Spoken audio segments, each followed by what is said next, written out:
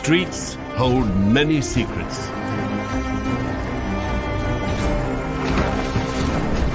From alleyways in the heart of London to the quietest country lane, they've all witnessed cruelty and violence, jealousy and despair. They've seen crimes of passion and cold-hearted murder. They've seen killers escape and killers brought to justice. In this series, we'll be investigating the most notorious crimes and intriguing mysteries. Stories of men and women who killed, of the police who hunted them, and the victims who were left behind. From the files of Scotland Yard and far beyond, this is the dark history of our streets.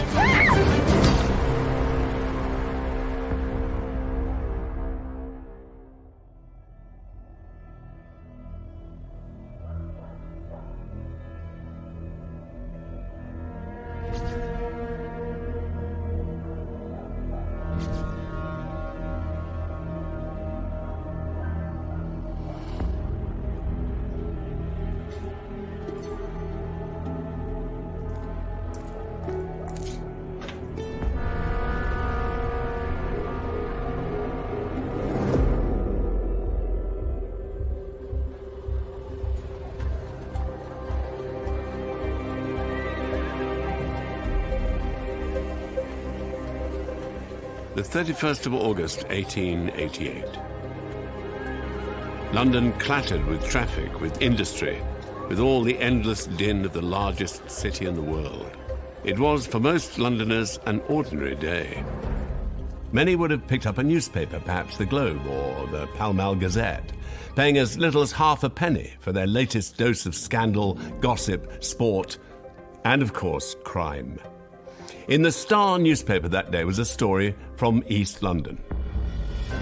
A revolting murder had taken place, a ghastly crime, the deed of a maniac. Not all the newspapers paid the story so much attention, but they soon would. That murder on the 31st of August was just the beginning. Over the next 10 weeks, an anonymous killer murdered 4 more women in the East End.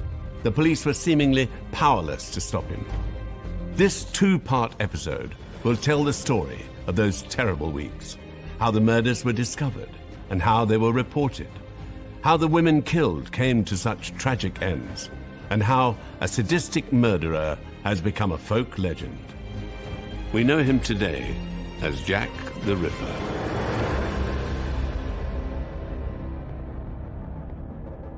I think the reason why the Ripper murders still exert such a fascination is that we've glamorized them.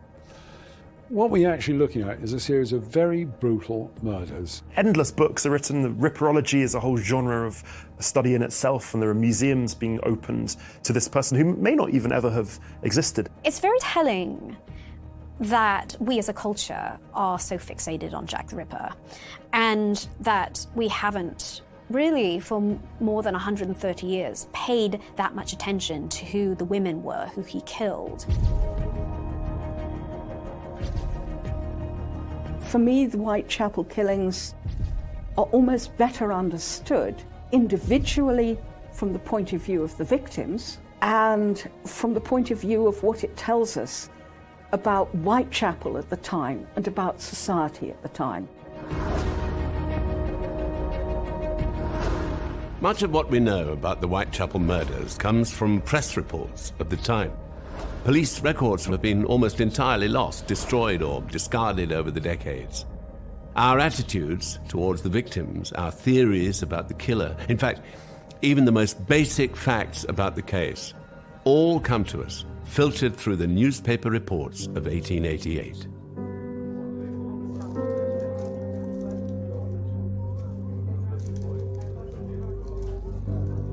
I think you can get very interesting information from them about contemporary attitudes, contemporary concerns, but they are themselves contradictory.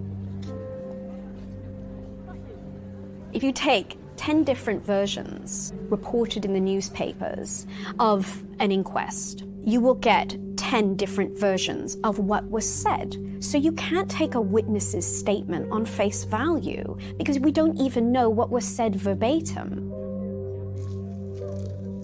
Even sometimes in individual papers, you would see contradictions in their accounts from one day to the next.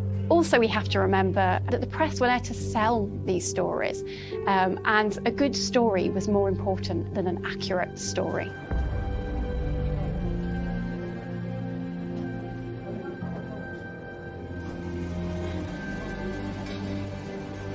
By the 1880s, the newspaper industry in Britain was booming.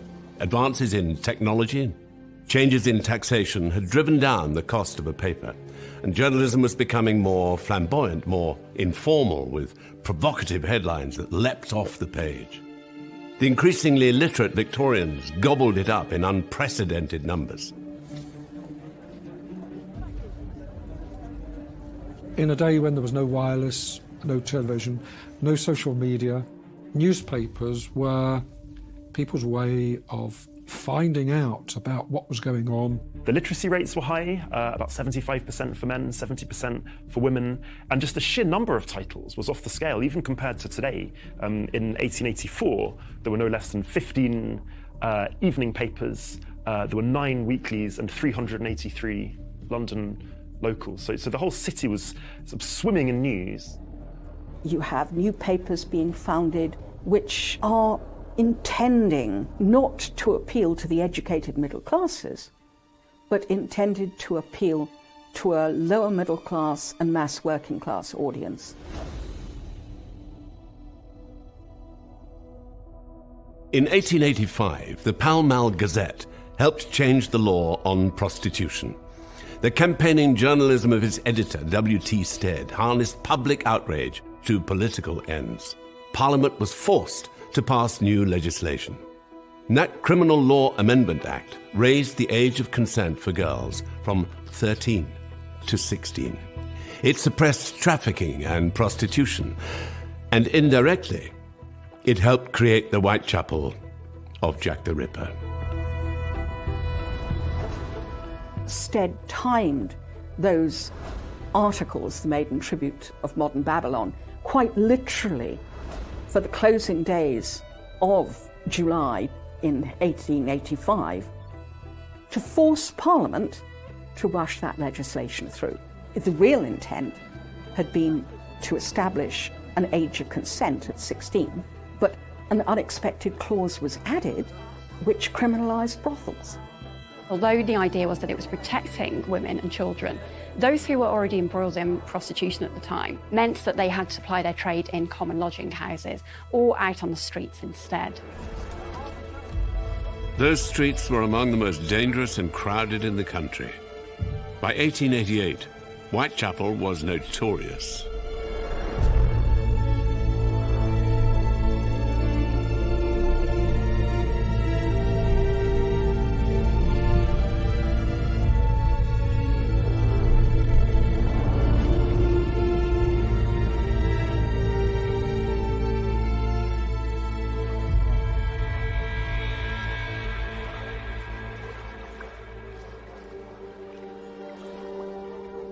It was believed to be a place that actually sort of sapped the soul from your very body because it was morally degenerate. So it was referred to as the continent beyond, and the people who lived there were called the people of the abyss. You would have a lot of very poor dwellings, a lot of people who had virtually next to nothing and were scraping a living without today's welfare state, social security. There was nothing like that. It was also an area where there was a lot of immigration at the time, particularly the Jewish refugees from the pogroms in Eastern Europe and Russia. But there were also Irish, French, German refugees as well. There were racial tensions, there were social tensions, and it was just rather a explosive melting pot of people. Give you some idea of the scale of overcrowding. Outside London, there were about 50 persons an acre. In Whitechapel as a whole, it was 175 persons an acre. But in the killing ground of the Jack the Ripper murders, in the Dorset Street area, the density of population is over 800 persons an acre. Whitechapel had a dark reputation, and its streets were even darker. At night, the West End lit up with fiery threads of gaslight. But much of East London was dark and dangerous. Whitechapel itself was a gloomy maze, punctuated by pinpricks of light. It was a perfect hunting ground for a killer.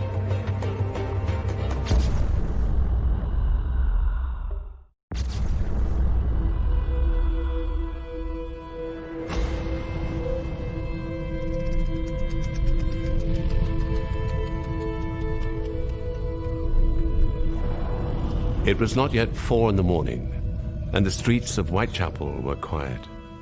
The few gaslights there were barely pierced the gloom, and a visitor could soon become lost in the twists and turns of the passageways and yards that knitted the district together.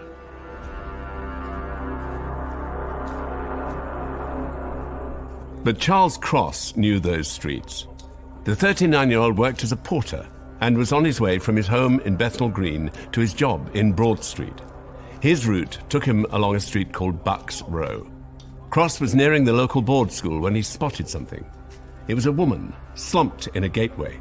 Not an unusual sight in Whitechapel, where rough sleepers were common.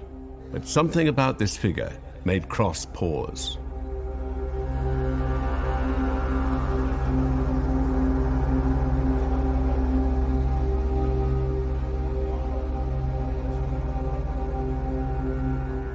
Another man came up the street.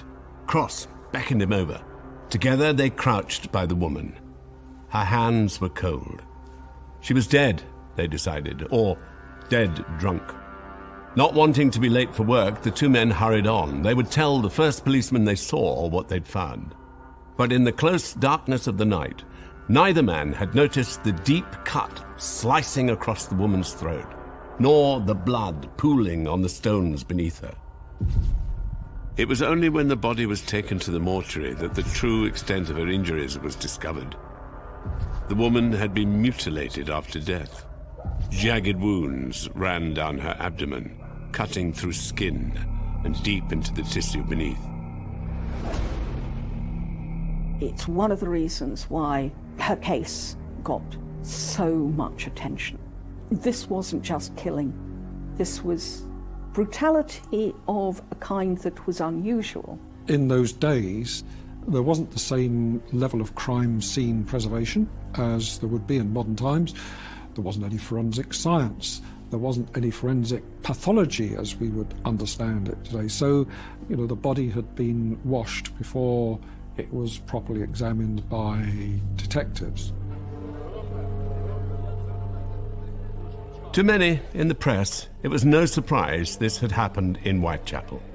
The East End was a pit of depravity after all, a foreign land of immigrants and criminals that would swamp the rest of London if left unchecked.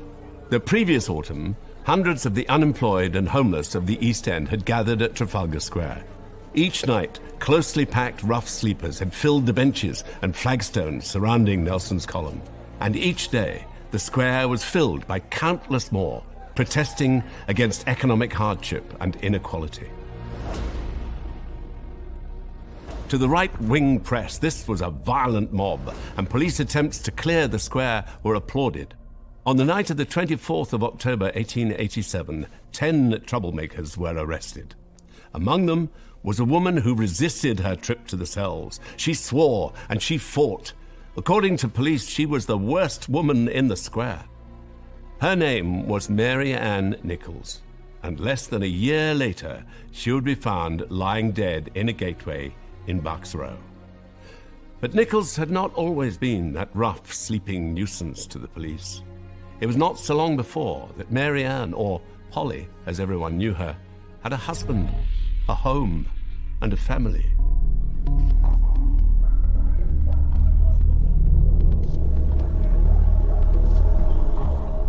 She was the daughter of a blacksmith, and she married William Nichols, a printer, at the age of 18, and they had 5 children together. Being a printer was a good job. It wasn't an extremely well-paid job, but it meant that they were respectable and deserving poor. So when George Peabody began his scheme of social housing in the capital, and the organisation was looking for deserving families. The Nichols were judged to be amongst them.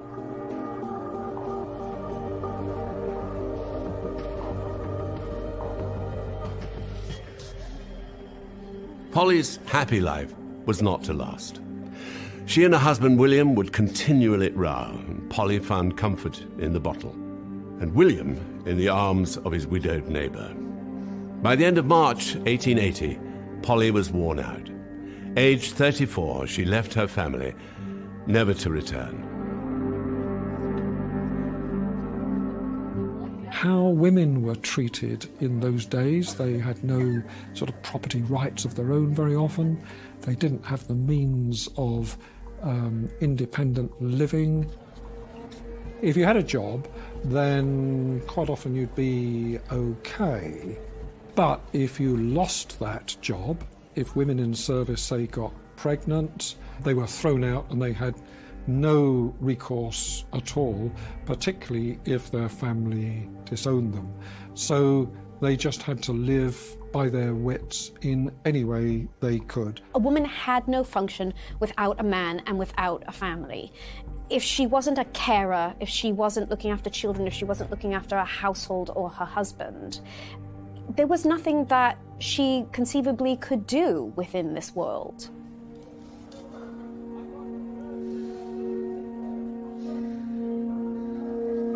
Perhaps for protection, perhaps for money, or perhaps simply for company, Polly took up with another man. But this only pushed her further into misery. In 1882, her husband found out and used it as evidence that Polly was committing adultery. A magistrate agreed, and the weekly payments were ended. Life for Polly became even harder.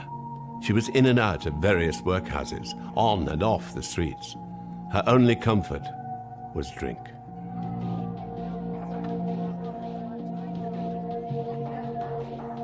The system was rigged against you from the beginning. You didn't have much hope of finding a way out of difficult circumstances. The whole purpose of the workhouse was to punish people for being poor. The idea being that only the most desperate of people will go in there, but you wouldn't want to go there if you had any other option. She did go into service briefly, but absconded with her employer's clothing. And eventually she found herself in Whitechapel. She had been drawn very clearly to Whitechapel because that's where you found the cheapest lodgings, the cheapest booze, the kind of people that she could mix with without being lectured, preached at and harangued. On the last night of her life, Polly was drunk.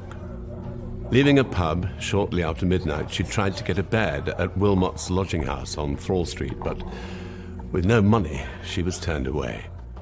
2 hours later, Polly's friend, Ellen Holland, bumped into her on the street. Polly was too drunk to stand up straight, and Ellen tried to convince her to come back to a lodging house, but Polly refused. At 2:30 in the morning, Ellen watched her friend stagger into the darkness.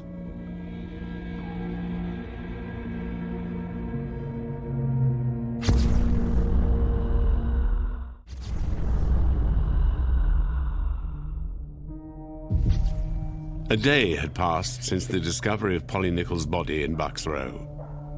Now rumour and speculation were spreading through the newspapers. For Polly was not the first woman in 1888 to be murdered on the streets of Whitechapel. As news of Mary Ann Nichols' murder came out, people and the press, and indeed some police officers, linked it to two murders that had happened already. Spring of 1888, Emma Elizabeth Smith had been brutally murdered, but she lived to say that she had been brutally hurt by a group of men. It's commonly thought to be that she was attacked by a high RIP gang, who were gangs who went around extorting protection money from prostitutes. Earlier on in August, Martha Tabram was stabbed with a bayonet, and it got into the newspapers. This was an era which saw poor women as morally defective. So, of course, they're going to look at these women, at these murder victims, and think, well, you know, these women were whores. What were they doing outside by themselves with no family in the worst part of town late at night? Well, they must have been prostituting themselves.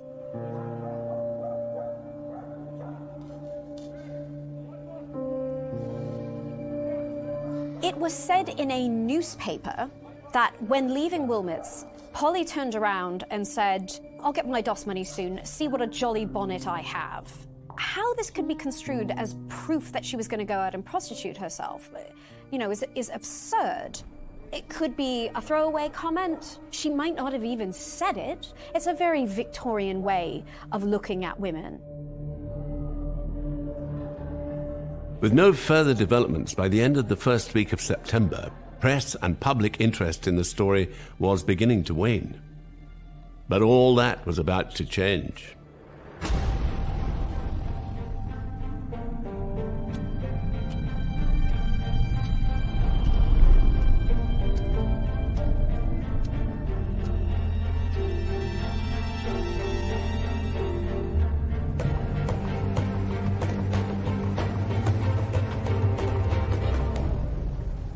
It was shortly before 6 in the morning, and John Davis was coming down from his room at 29 Hanbury Street.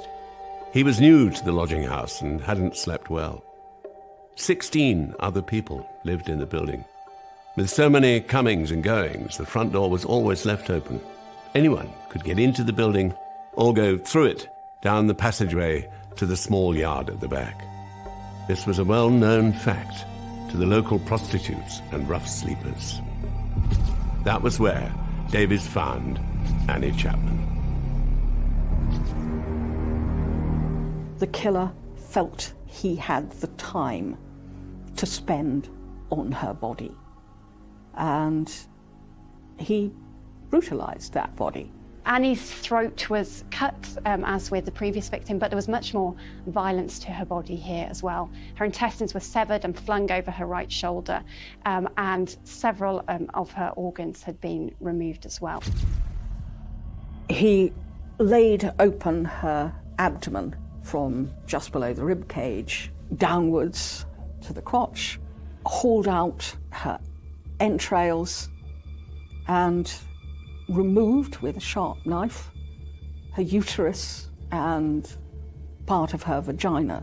It was the start of rumours that there had been medical doctors who were keen to have fresh organs for medical purposes, and that the person who was doing the Whitechapel murders were actually trying to kill prostitutes in order to remove their organs for some kind of, bizarre medical research. Annie Chapman's body, unlike Nichols' body, is seen as much more threatening because it does suggest you are talking about a madman, somebody who is evil of an extreme that you don't expect.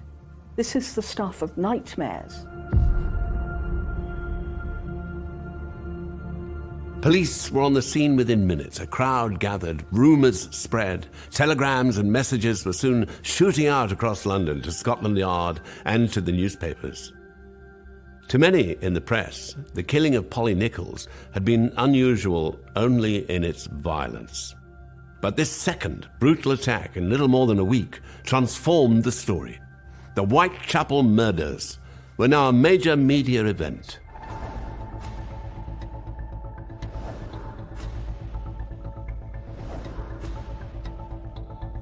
The Jack the Ripper murders was one of the first instances of a media frenzy. Because the area was so small, it was easy enough to follow the detectives or policemen making inquiries. So if you can imagine, a policeman goes to one house and sort of asks various questions, the reporter is immediately behind him saying, what did the police tell you? And so this information is then put into the newspapers, which of course completely hinders the investigation. A lot of the newspapers would have their own editorial slant on how they saw the murders and the background to them.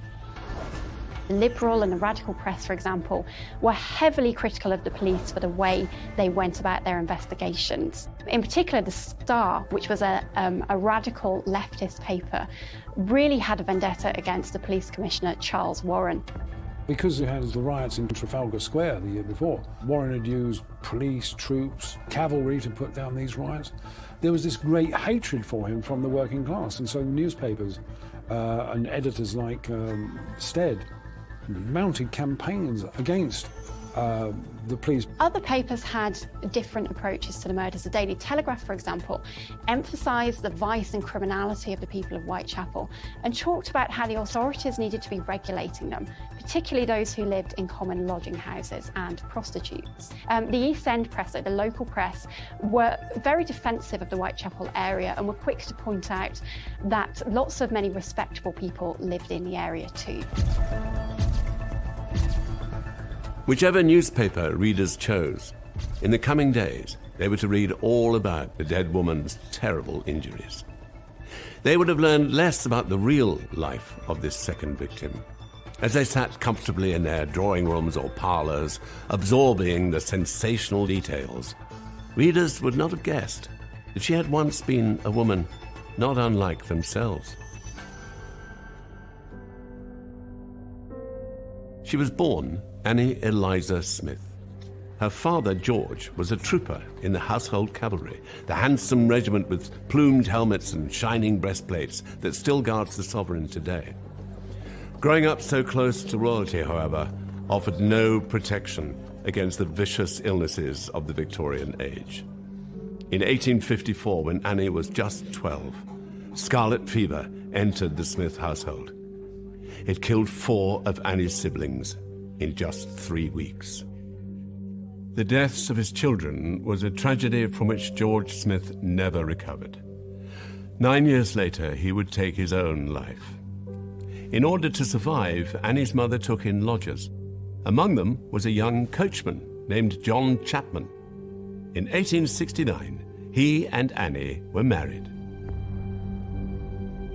This was quite a high-ranking servant. He would have been paid very well. And for a time, Annie and her husband lived on the country estate of their employer outside of Windsor in their own home. In the photographs we have of her, taken from her respectable days, she looks a comfortable, relatively homely woman.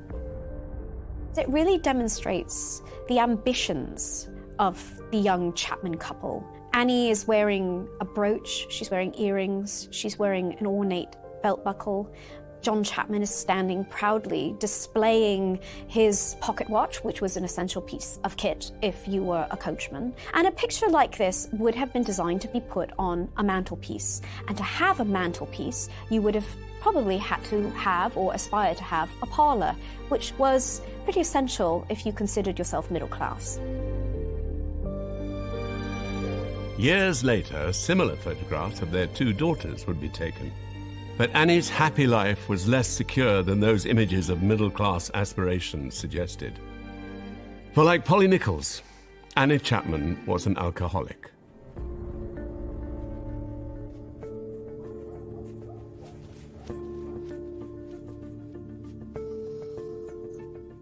We know that she liked having a drink. We know that she actually sought refuge in drink from the tragedies in her life.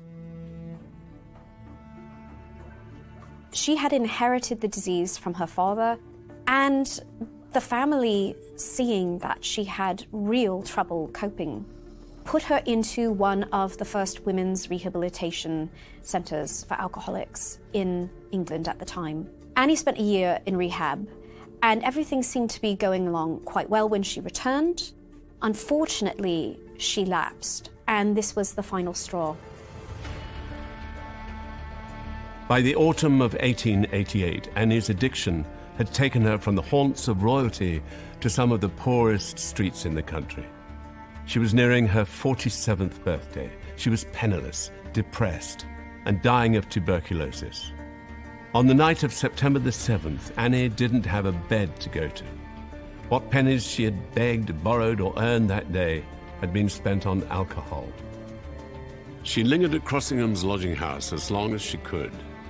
Finally, shortly before 2 a.m., she was turned out onto the streets. She would never return.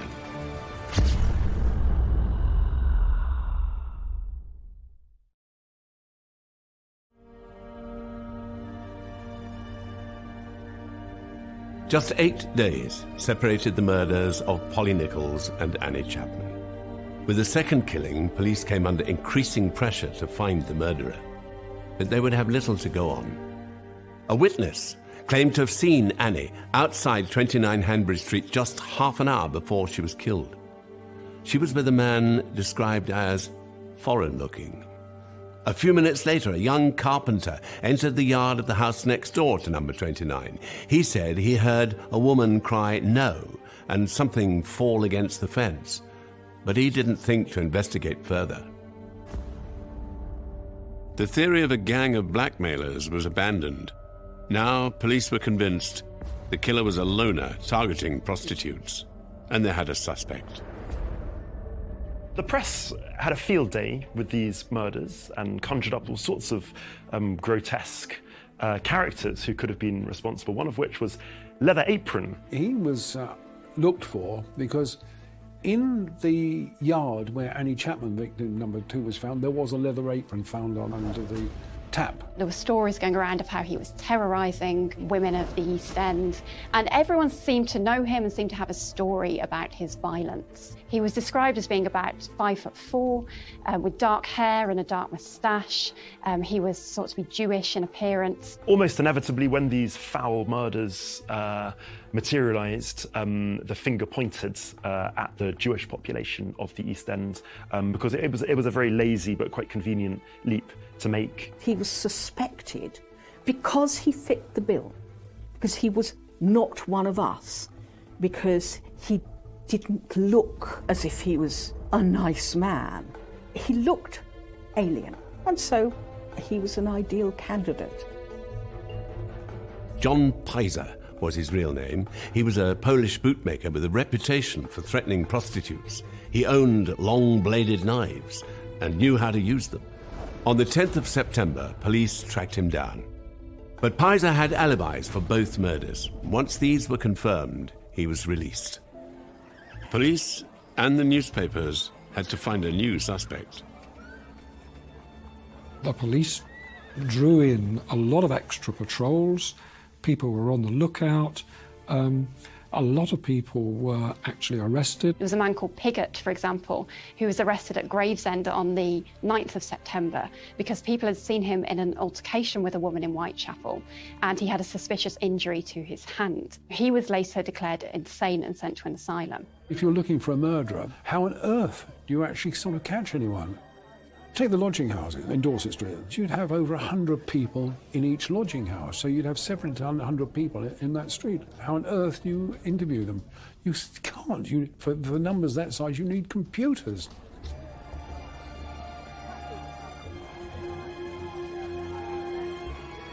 So little confidence did local people have in the police that they formed their own vigilante groups.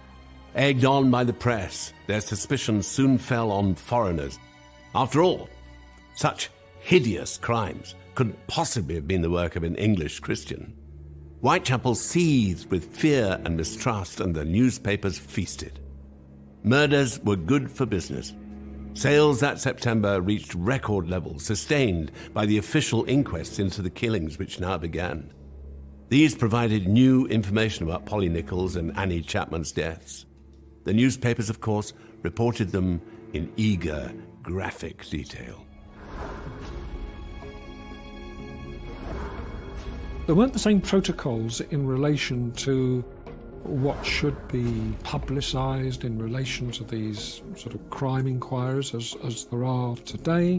Huge amount depends on the journalist, on editorial policy, on the will, therefore, to sensationalise, to titillate, to add individual bits and pieces to what a victim may have done what a witness may have said. This grew out of a wider interest in crime narratives that we get in the 19th century, like Penny Bloods and Penny Dreadfuls, also Newgate novels, which blurred fact with fiction and really sensationalised crime.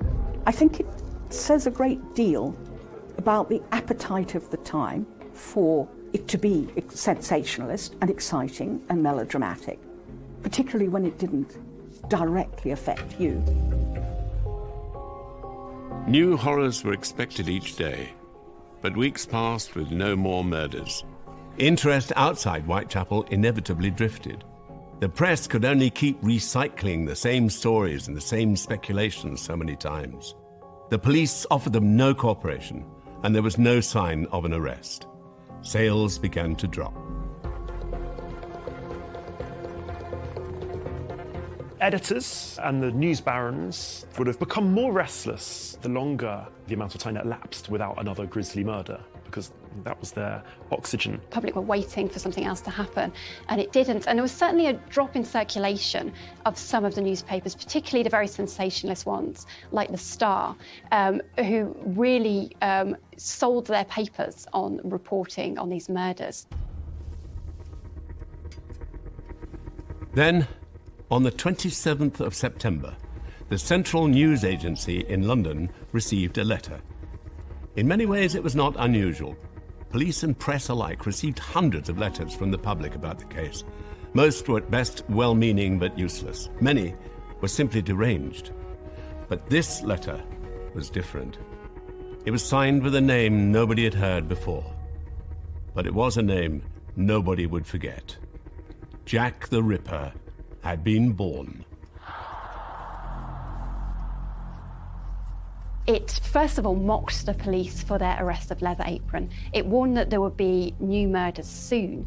And the author said that he would clip off the ears of his next victim and send them to the police. It was written in reasonably good handwriting. It's signed, yours truly, Jack the Ripper. Don't mind me giving my trade name. There were several names that were being bandied around by the press to describe the killer. Things like the Fiend and Ghoul, and Madman, Maniac. But there was no one single moniker that was used, and that's what made Jack the Ripper so powerful. Jack was a good name to choose. In many ways, you could say it was an inspired name to choose. Jack is a name that carries a certain rascality with it. You know, Jack the Lad, Saucy Jack. It sort of heightens that sense that the killer was hiding in plain sight, lurking in the midst, could have been anybody. I think those two things together, the plainness of Jack versus the horror of Ripper, has this grotesque collision that really lodges in the mind. There'd also been some mythological Jacks before this. So Spring-Heeled Jack, this strange figure that leapt over buildings and was terrorising London, seemingly, in the 1830s. Also Jack Sheppard, the 18th century burglar who was known for his daring prison breaks.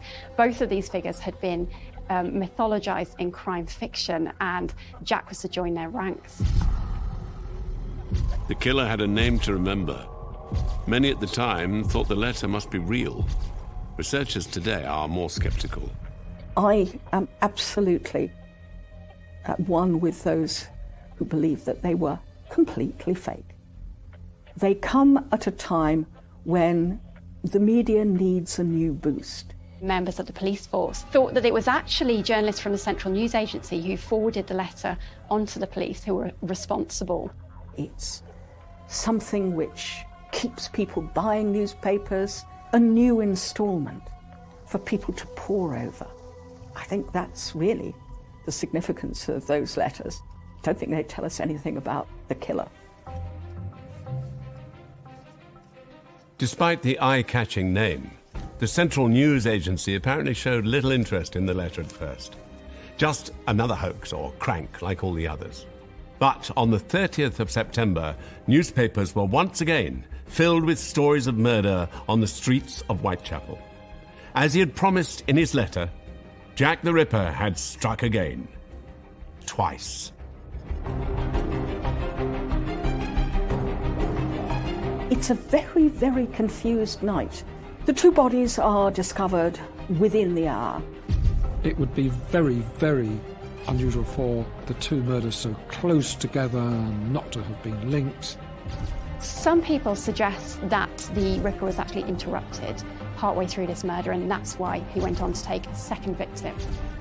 I don't think you can understand just how panicked people were.